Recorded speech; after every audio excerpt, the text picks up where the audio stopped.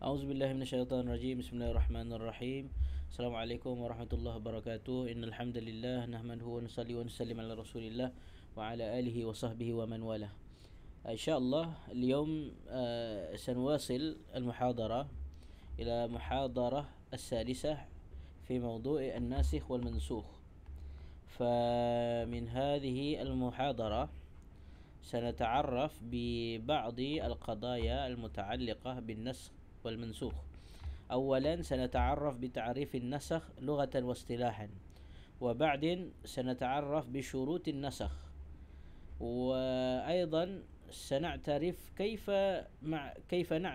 كيف معرفة النسخ والمنسوخ، وما وقع في النسخ، كيف يكون هذا النسخ، وما هو الفرق بين النسخ والمنسوخ، بين النسخ والبداء، وأيضا سنناقش عن أقسام النسخ وأنواعه في القرآن، وهناك أيضا أمثلة النسخ في القرآن والسنة. طيب، سنبدأ أولا. ما هو تعريف النسخ لغة واصطلاحا؟ النسخ لغة هو إزالة الشيء وإعدامه. يقال نسخت الشمس الظل، أي أزالت الشمس الظل. نسخ الشيب الشباب. Maksud nasakh adalah dari segi bahasanya adalah dalam bentuk menghilangkan sesuatu dan tidak ada. Itu nasakh maksudnya. Nasakh maksudnya padam. Amma an-nasakh fil istilah huwa raf'un hukmun syar'iyyin bi khitabin syar'iyyin jadid. Ma ma'nahu? Ma'nahu dalam bentuk yang nak disebut ini adalah bahawa hukum syarak ini diangkat dengan satu lagi perintah Allah yang baru. Ada satu hukum syarak yang lama, hukum ini diangkat dengan satu lagi ayat yang baru yang memadamkan, memansuhkan ayat yang lama ini dari segi hukumnya. Dalilnya mana? Mad-dalil, ad-dalil fi qawlihi ta'ala fi surah Al-Baqarah fi ayati 106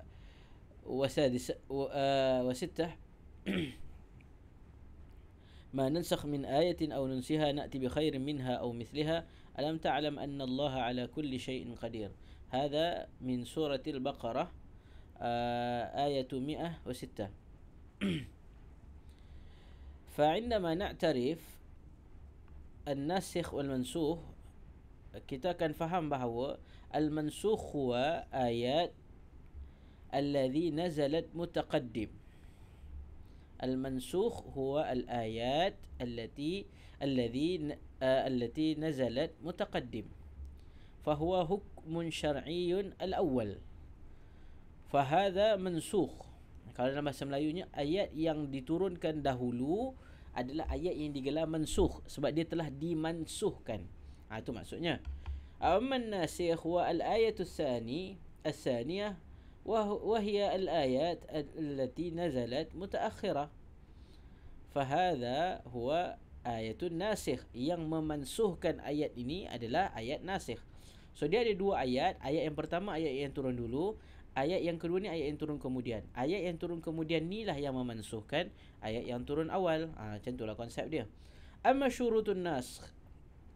ما هو شروط النسخ؟ أولا أن يكون الحكم المنسوخ حكما شرعيا. هذا الآية يعني الآية المنسوخ هو شرطه أن يكون هذا الحكم حكما شرعيا. هذا الشرط الأول، يعني الآية التي يكون منسوخا وهي الآيات التي فيه الحكم على حكم شرعي. والثاني أن يكون الدليل على ارتفاع الحكم خطابا شرعيا متراخيا عن الخطاب المنسوخ حكمه.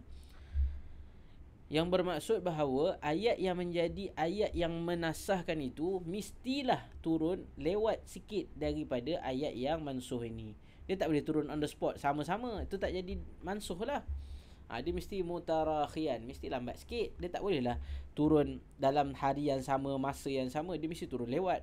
Hari ni turun ayat ni, lepas 4 bulan turun ayat yang seterusnya. Itu maksudnya mansuh, dimansuhkan ayat itu.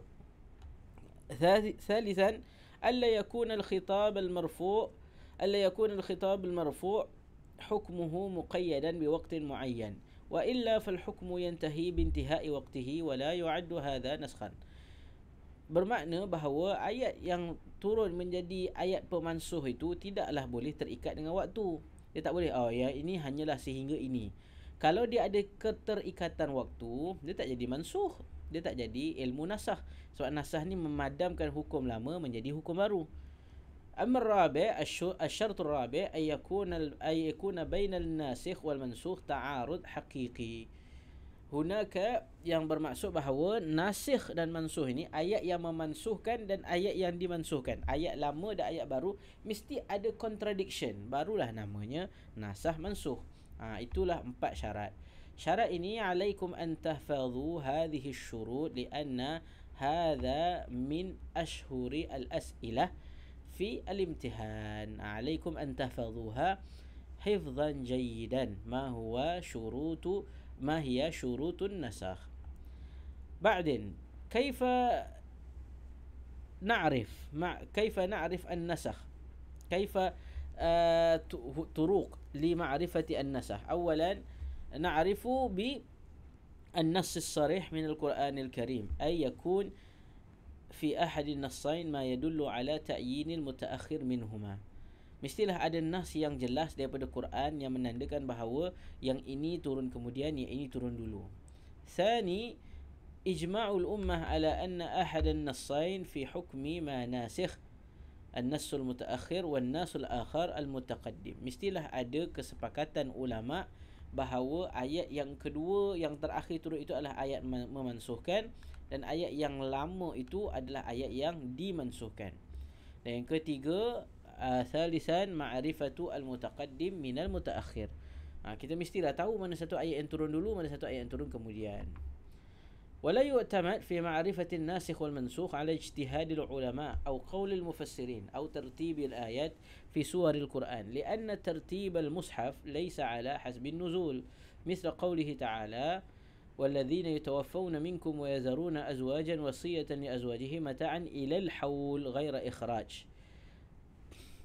وأما قوله تعالى في الآية الناسخ، هذا الآية من سورة البقرة آية 240 is ayat mansukh. Ayat ini dimansuhkan kerana ayat ini cerita tentang iddah bagi orang yang meninggal suaminya adalah mata'an ilal haul, sepanjang hidupnya kekal duduk di rumahnya. Namun dimansuhkan ayat itu dengan ayat yang seterusnya, walladzina yatawaffawna minkum wa yadharuna azwajan yatarabbasna bi anfusihinna arba'ata ashhurin wa 'ashra. Hadhihi al-ayah an-nasikhatun lima sabaq. لأن في هذه الآيات يقول الله تعالى بأن العدة لمن توفى زوجه 4 أشهر و10.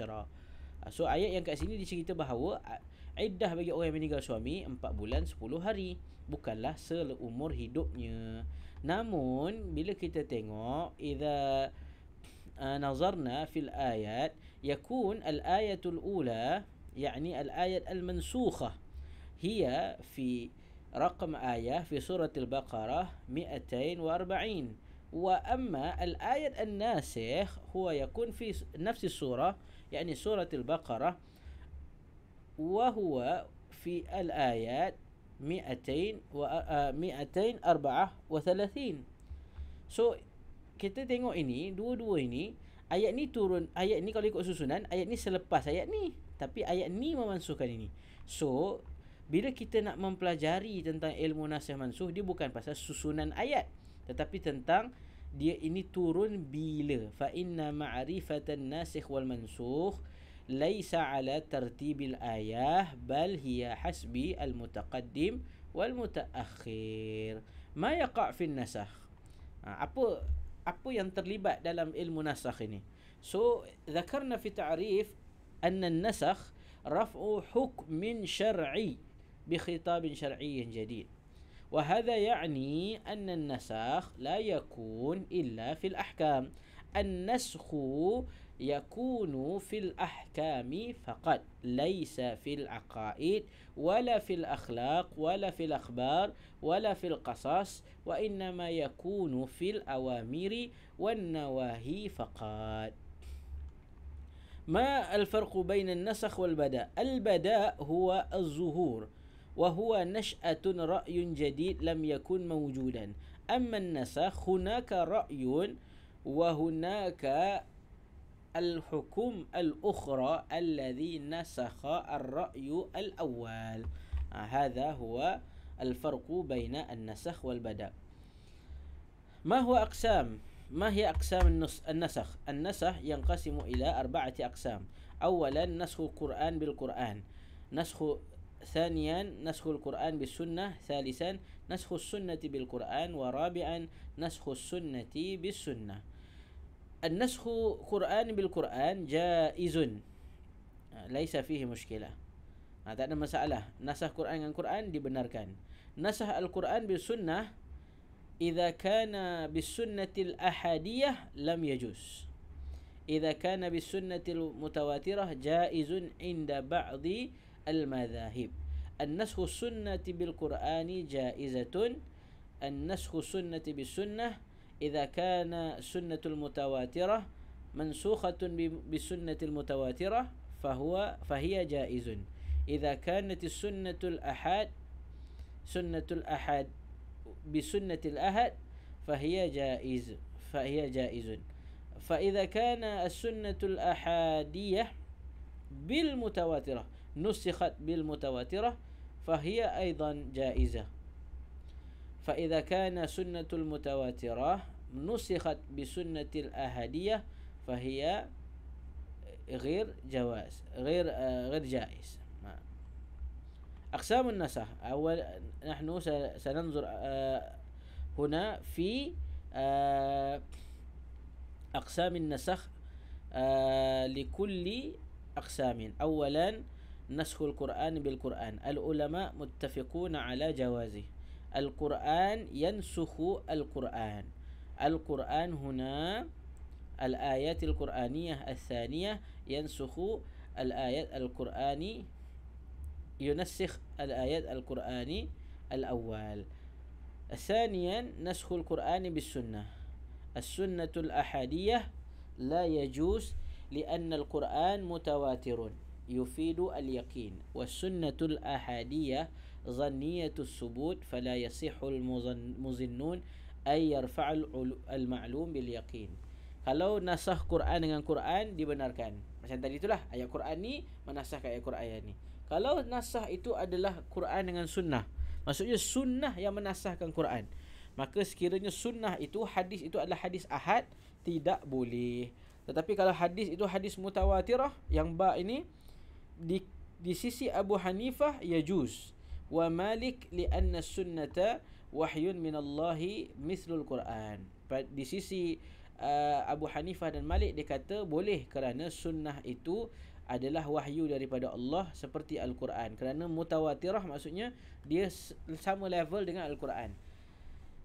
Wa amma al-Syafi'iyah wa Zahiriyah yaqulu bi annahu lam yajuz li'annaha laysat khairun min Al-Quran wa la mithlah.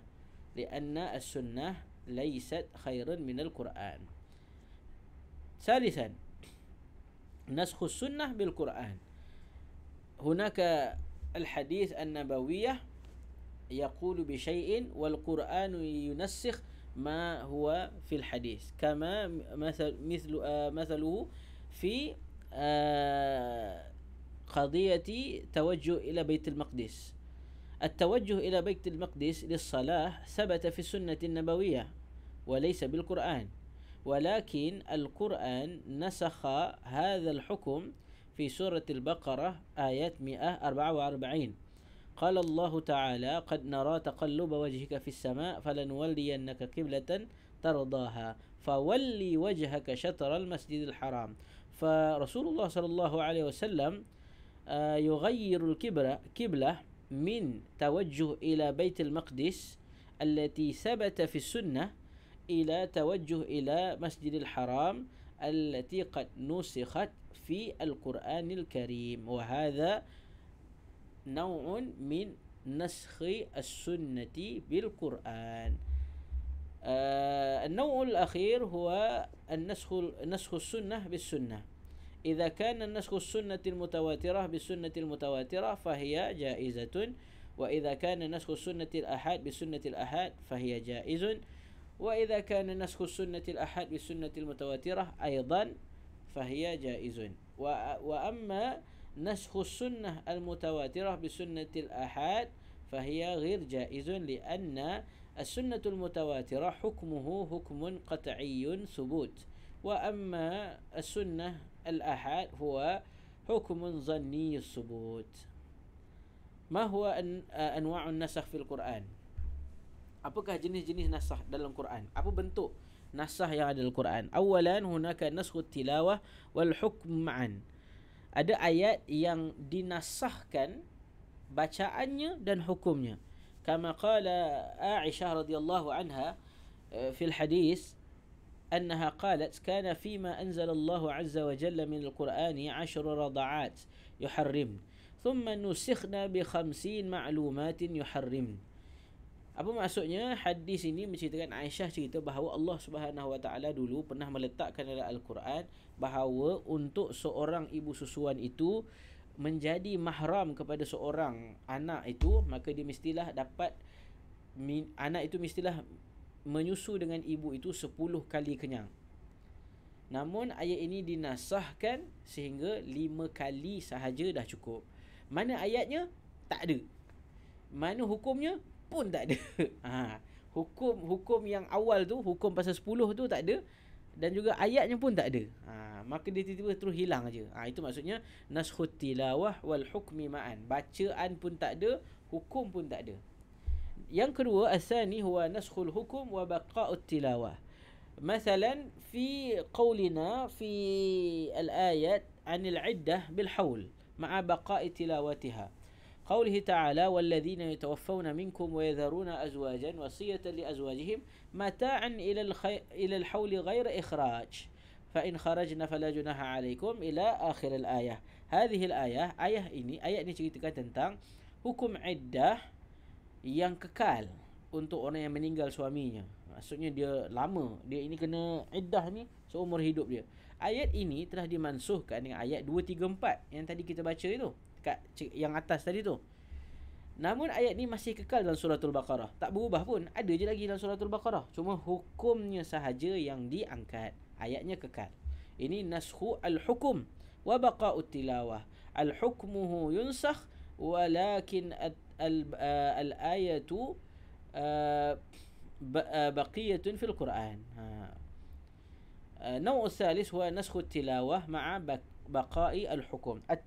التلاوة نسخت ولكن الحكم يبقى مثل الآيات عن الرجم وآياته هو الشيخ والشيخة إذا زانيا فارجموهما البتة نكالا من الله والله عزيز حكيم.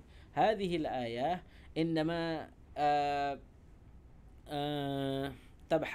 تبحثها في القرآن فأنتم you will not find it. If you search this ayat in Quran, you will not find this ayah. Kerana apa? Why? Because the ayat was nusikhat at-tilawatan walakin al-hukmuhu yabqa.